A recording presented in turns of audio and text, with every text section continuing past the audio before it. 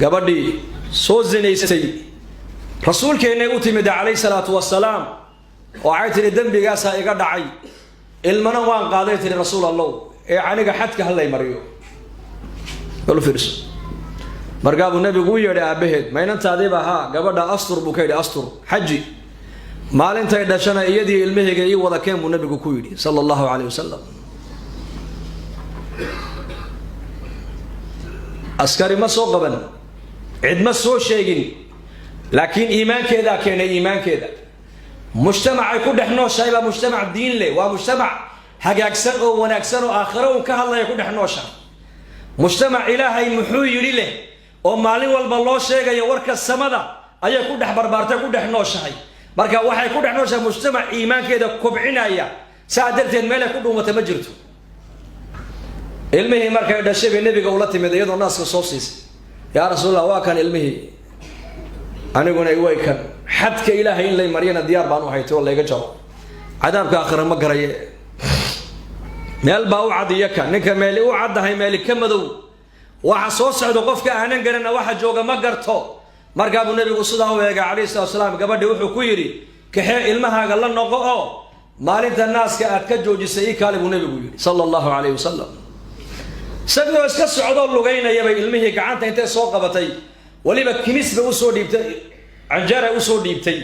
way tusaysaa nabi maxamed inuu ilmaheegu haddee toole uu ilkihiisa wax ku cunayo uu haddee toole wax cunaya bay tusaysaa markaa buu nabigu arko wuxuu yidhi haddaba yadii ilmaheeda kala qaada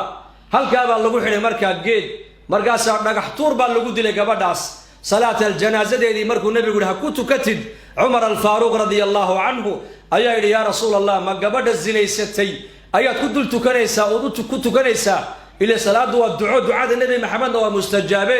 markaa buu nabigu yidhi cumar u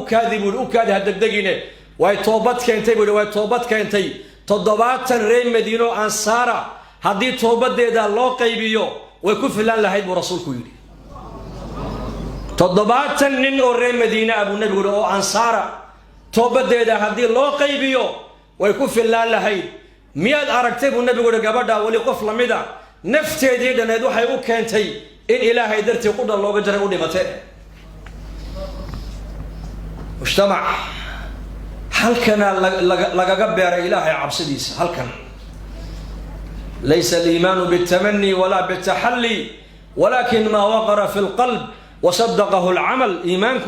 وحل الشيكتاب وحل وحرق وضع ما هبو الإمام حسن رحمه الله إيمانك والنور قلبك قلويان عملكنا وكمر خاتك كعو وقبض ويان تاسي ويل كان دقيسو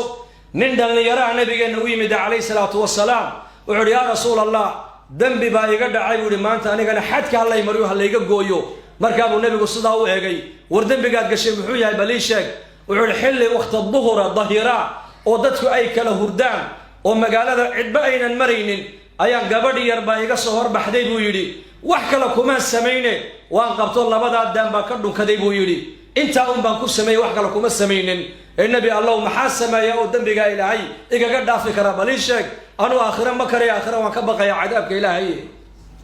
waa dhunkasho kaliya markaa buu nabigu yidhi fadhiiso aayadana markaa soo degtay awaakhir suuratu nahl mahe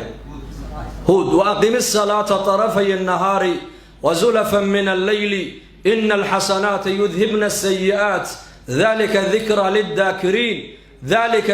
lid-dhakirin salaada shanta waqti oo baa lagu yidhi shanta waqti tuko gafafka yaryare inaga dhacay baa ilaahay yidhi xasanaadka dambeed samayseen ayaa ka xaynaya oo baabi'inaya saxaabigii markii aayada dushiisa lagu akhriyay uu farxay markaa buu ali hada ya rasuul allah aayadani maaniga kaliya ii soo degtay balii sheeg markaa buu nabigu may ummadaydo dhan bay aayad u soo degtay buu nabigu alayhi salaatu wasalaam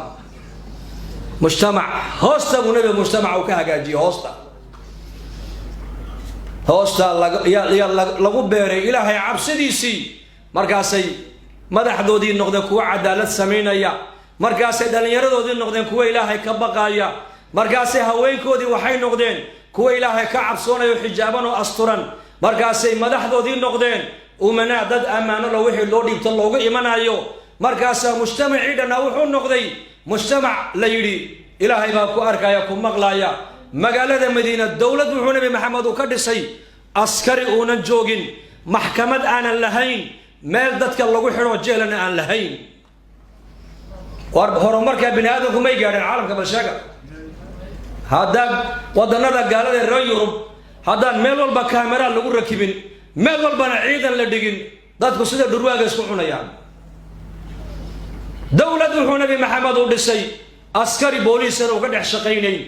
qaadina uu dhex joogin jeel dadka lagu xidhanaana lahayn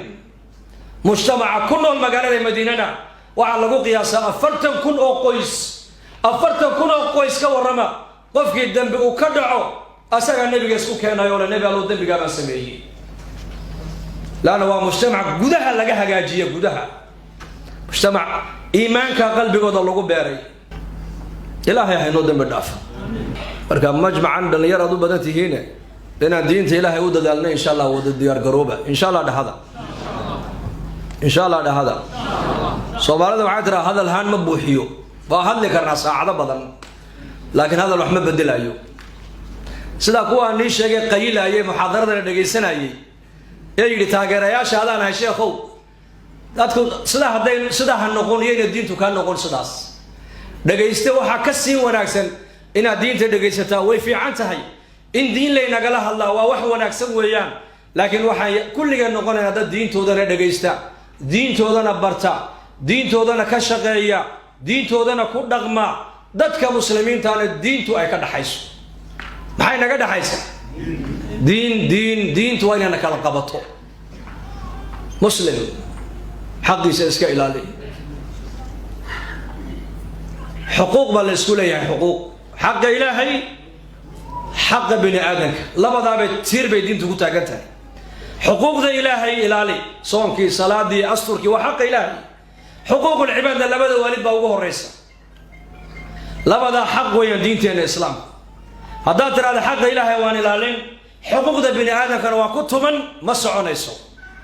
عيد ما تقنا بنبي ورغفك عيدا صحابة وحيد هذا عيد وحرنا قانا وقفك متاع دينار يدرهم أنا هيسن مركب النبي صلى الله عليه وسلم وحيري قفك عيد وحويان وقف بك قيامة إيمان دونا صلاة دي بولا إيمان دونا صوم كي بولا إيمان دونا زكاة دي بولا إيمان دونا حج كي بولا إيمان دونا دت فربضن باهرتي صوت تبي دونا مركب على الأرض دت كانوا محييين يا ربي أضون كابي كل شيء كان الحق مدعو عايي مدعو حنتي مدعولي يسيبو دعي mid ceeb u lahayn buu ku sheegay mid waxba ku sameeyay markaas ilaahay oran doona khayrka uu soo shaqaystay oo dhan ka qaado ayaka u qaybiyo jannada ku galiya dad kale waliba soo hari doona buu rasuulku yiri kuwana maxay leeyihiin adoonkaada xaq ku sheeganayaan markaas uu rabbul izza oranaya ka soo qaada khayrkiisa u qaybiya ya rabbi khayrkiisa ku hora jannada ku tagay markaas dambiga kuwana ay wataan ka soo qaado asaga madaxa u saaro naar ku tuuro baa la oran doona عيد وقفك عيد وكاس وقفك بنك قيامة يمدي صوني الصلاة خير فربنا ولا يمدي لكن حقوق دي بني آدم كنت تو إلى لين وعي خير وصوش قيستي دت كابا جنكو قلايا دمبي دت كا أي صوش قيستنا إسقى مركا ناركم متيسرايا لذلك حق إلهنا هنسك إلى لينه حقوق دي بني آدم كان هنسك إلى لينه دل كيني يدين تينا هنأمنه